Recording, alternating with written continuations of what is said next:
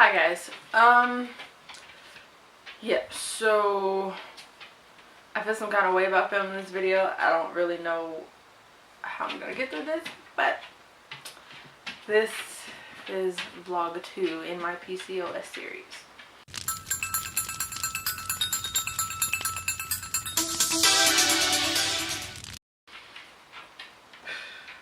Okay. I will just start this off with all the appropriate warnings. If you do not have a strong stomach, if you are easily triggered, if you need warnings for hard discussions, these are those warnings. There will be talk of infant loss. There will be talk of... Why is this already so hard?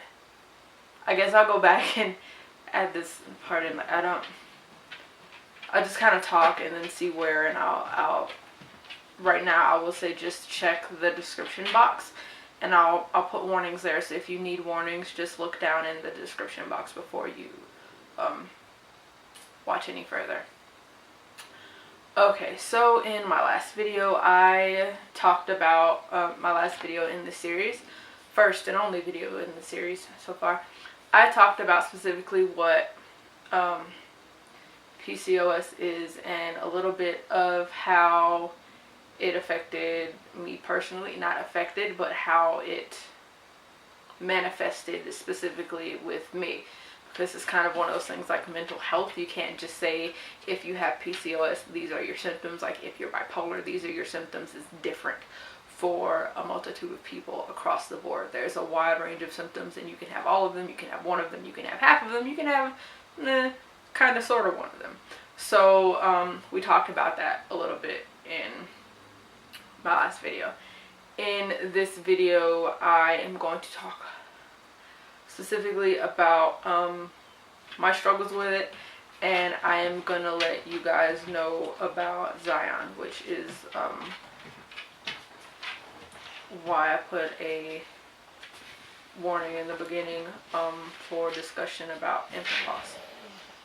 So yeah, I basically found out that I had polycystic ovarian syndrome with my first miscarriage, and that was the first out of 3 instances of infant loss, but first out of 2 like clinical miscarriages.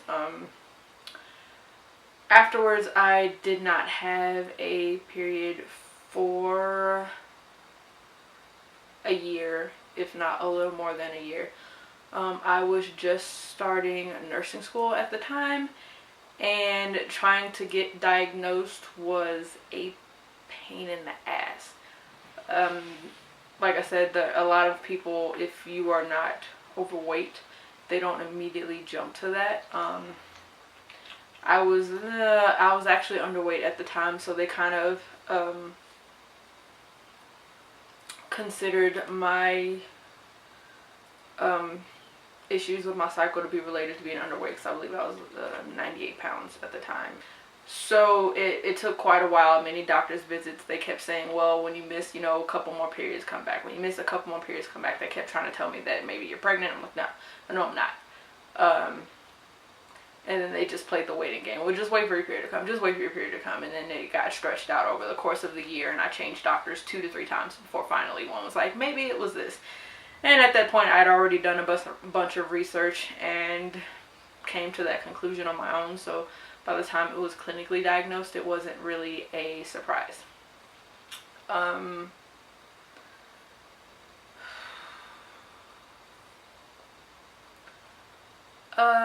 Yeah, so after that, I kind of knew about it, and there are a couple of different ways that you can kind of handle the hormone imbalance. And the favorite is, because a lot of women who are young and find out they have it, for most common reasons, are either on birth control anyway. But because of my high family history of cancer, birth control pills kind of increase the risk of you catching like cervical or endometrial cancer, or something along those lines, whatever. So that really wasn't an option I wanted to take. But I did at that time just because. And birth control pill, I react to them badly. They just make me like, the patch made me insane, and the pills just almost made me insane. So I was off and on them for a while. So sometimes like they'll tell you to take them regularly, or they'll tell you to take them in order to kind of like kickstart your body every time. They'll just tell you to take the pills and skip the last row that aren't real, that they're basically the row that'll help you start your period, that don't have the hormones in them. You just keep taking them for the purpose of being in the habit of taking your pills. Basically, like the regimen I was on, you're supposed to skip those and take just the first 3 active rows of pills for 3 months. And then, but that was painful because the lining builds up, endometrial lining that's supposed to shed with your cycle builds up for 3 months instead of 1. So by the time I got to that cycle where it's like, go ahead and just let your period come, shit was fucking horribly painful, and I already had really, really painful cycles anyway. So that was the thing, and we decided that that was not going to be an option anymore. We just kind of let it go, and then the next thing I tried after that was progesterone pills, and you basically only take those when your period doesn't come, and it'll bring it on. But that's a bad thing to take if you are trying to get pregnant. So I kind of went into not having cycles again at all, and then the next time around ended up having in the middle of a bunch of testing to even see if I ovulate, because like I said, sometimes with PCOS you either don't ovulate at all or you ovulate very irregularly. Traditionally, you're supposed to ovulate, 12 to 14 days after the start of your period. And thankfully, when my cycle was acting right, I was right on the money for that one. So therein came pregnancy number 2. Pregnancy number 2 was not an accident, but it only, I think I found out about it,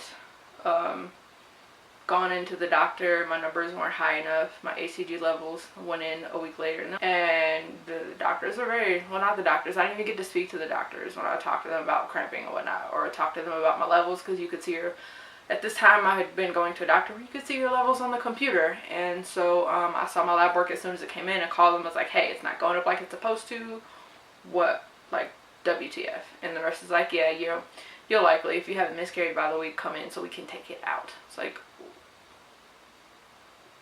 the fuck? So that was number 2.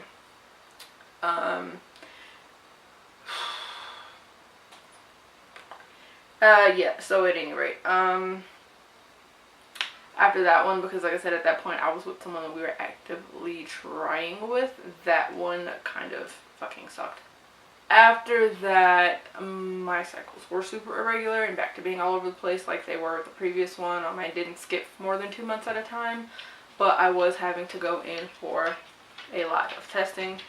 And basically the doctor was like, at this point, if you're ever pregnant again, you will be high risk, which I already knew. But the doctors, because I'm young, like to play that wait and see game, like give it so many times before we, jump right to worst case scenario, which fucking sucks, because nobody should have to lose 3 babies before you're like, okay, now you're high risk and we'll put forth precautions.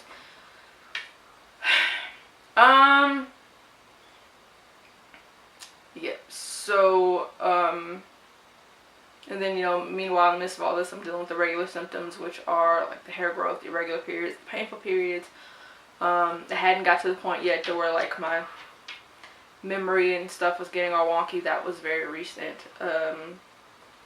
But we did kind of start trying to play with meds and see what helps out, all this other great stuff. And so at this point, then I'm dating someone else, and pregnancy number 3 was a complete surprise, because at this point, the doctor was like, you'll have to be on Clomid to even make you ovulate, so it's just not even a thing. So I was less careful than I should have been, which was stupid of me. So because I wasn't looking for it, I didn't even realize until I was like 9 weeks along. Yep. So this particular time, as I said, I wasn't aware of it until about 9 weeks, but after that I went into like complete just caution mode. I cut out anybody in my life that was stressing me out. And a lot of them were people that should have been cut out a long time ago, and I just didn't. And one thing that the pregnancy gave me was kind of a good reason to get rid of dead weight or harmful people, negative energy, that kind of thing, because I already knew I was going to be high risk, and I stressed easy, and I did not, because one thing too with PCOS is that it's not consistent. So just because your body did one thing this time, or you got pregnant easily one time, doesn't mean it'll happen again. In mine, case in point, since I've been diagnosed 7 years ago, it has not been consistent the entire time. So each opportunity that you have, you need to be particularly careful, because it could get better next time, but it could also worsen next time, and you may not get another chance. So I was particularly worried about that. And also I had switched jobs. I went from a job where I was doing 8-hour shifts to working in the emergency room, 12-hour shifts, and it's constant running, constant stress. It's just go, go, go for 12 hours. A lot of times I didn't get a lunch break. A lot of times I barely got bathroom breaks. And then as I'm starting this new job and trying to learn all of this stuff, I'm finding out that I was pregnant, complete surprise. And of course, the person I was dating at that moment deuced out. Didn't see him after I told him. He had all kind of excuses so why he wouldn't show up to appointments. It's neither here nor there. But basically, it was just me. So I took basically all kind of precautions against stress outside of my job, since work stress wasn't really anything. There is no light duty when you work in the emergency room. So, this one, I basically waited with bated breath to even get to second trimester, because that's what everybody tells you, and all the forums and the message boards and the doctors and the nurses are like, you're for the most part out of the danger zone if you make it past the first trimester. So I waited with bated breath, and I basically isolated myself. At any rate, with all of this, I made it to 20 or 21 weeks. I was at work one night in the ER on the clinic side, which thankfully I was sitting, but every time I put a hand to my belly was just hard, and it would just happen in higher and higher frequency. And turns out they were not Braxton Hicks. They were contractions, like very early pre-contractions, whatever the fuck you want to call them. They weren't painful yet. When they started to get painful, I left work. I went to the ER, a different ER, because I didn't want to let anybody that I worked with up my business. I mean, it is what it is. It's true. In that ER, being that I worked in an Army facility, there were a lot of male staff, and I have to work with these people. I just didn't want to do it, especially if it turned out to be nothing. I should have done that, because I was thinking that all hospitals were going to work on the protocol that mine did, which was if this person is in early labor, we stop it. From the hospital, I went home to get my insurance information, all my stuff, change clothes, grab my blanket, head to the hospital.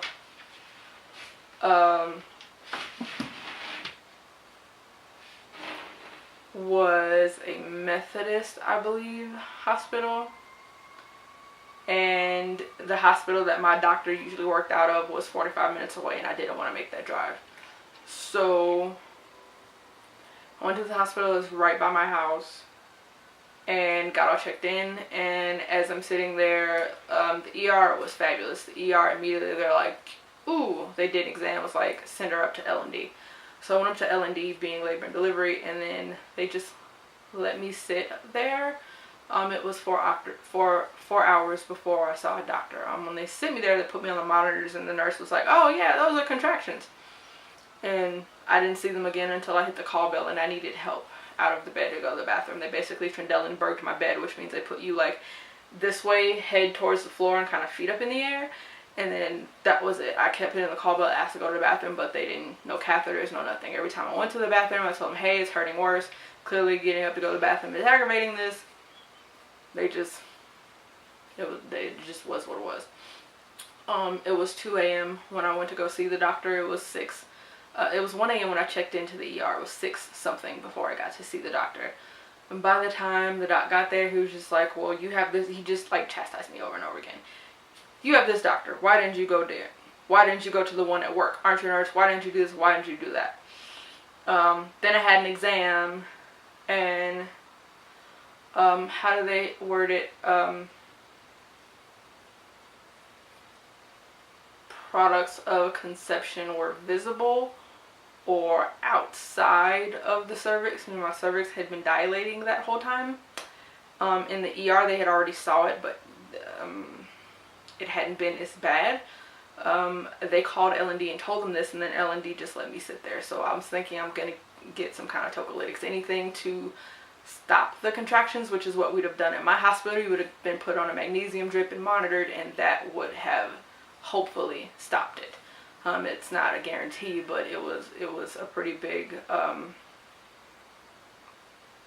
it would have given you a lot better chance. So I'm waiting this whole time, and the doctor is more or less just like, this is, I'm not your doctor, I don't have your medical history, I'm not going to do anything for you. You need to go home and sit tight, and if you want to keep this baby, you better hope your doctor puts you on bed rest, and you need to go to his clinic when his clinic opens at 9 a.m. and it was 6:30.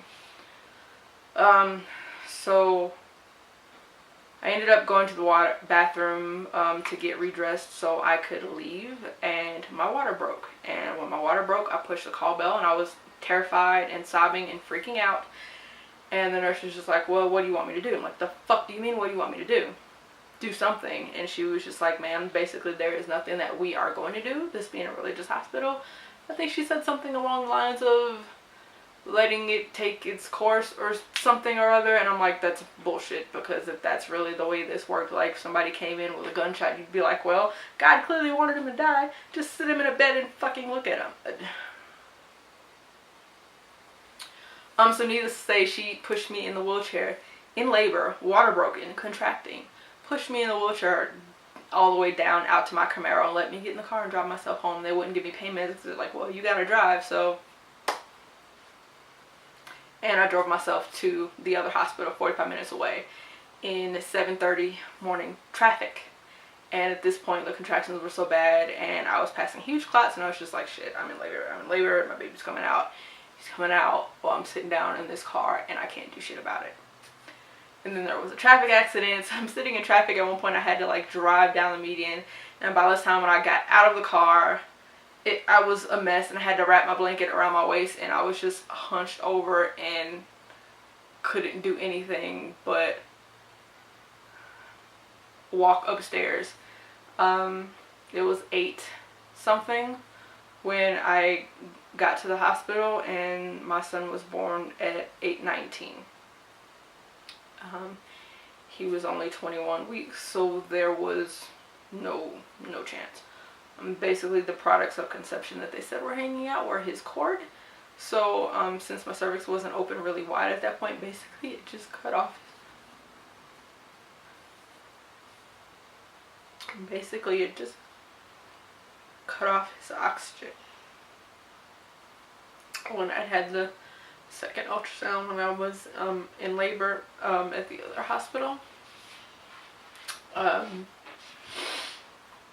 he was still moving, but labor had progressed so far, and the contractions were basically squeezing down on his umbilical cord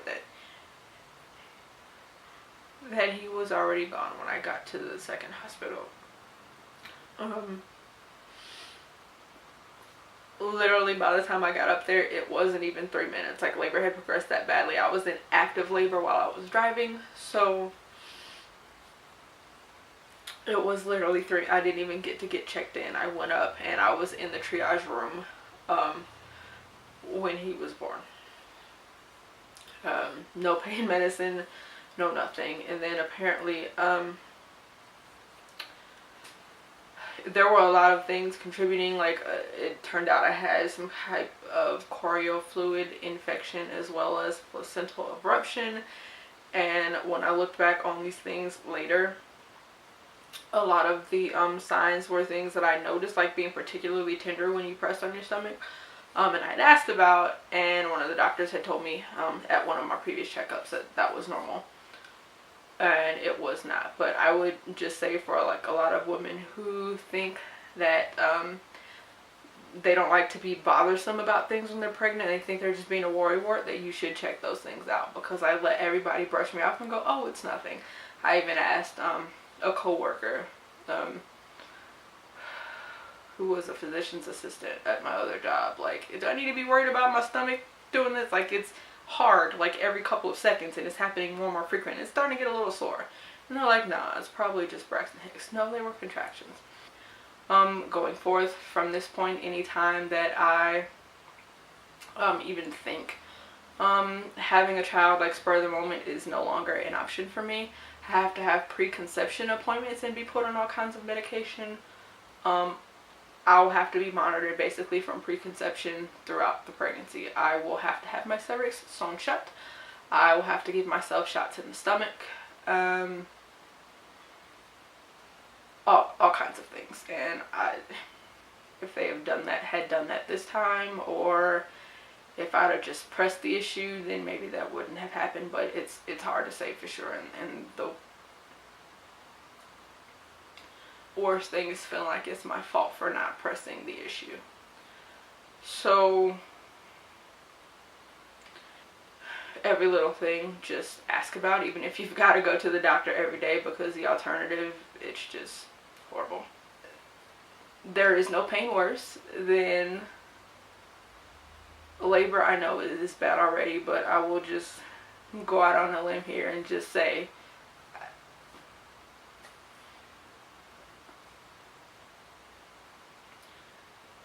there is nothing worse than going into labor when you already know for a fact, like, that there is no hope, you are not going to take that baby home. And you still have to make yourself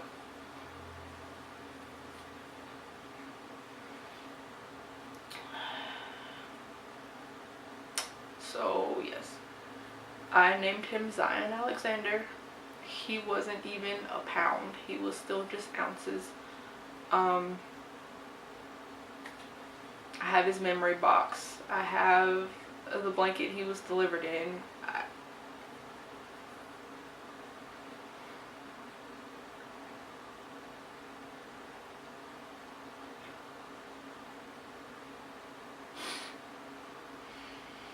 So yeah, there was a lot of other stuff in the aftermath that I don't know if I want to talk about right now. So I will stop this video here. I will just say again, like, you can't be scared to go to the doctor. You can't be scared to be your own advocate. Yep, so all of that, this one, it's just a hormone imbalance. So yep, I'm going to stop this video here, and I'll see you guys in another one. I may only just do that one and this one because this is hard and I don't want to continue to stand up here and feel this way. So I'll see you guys later, okay? Bye.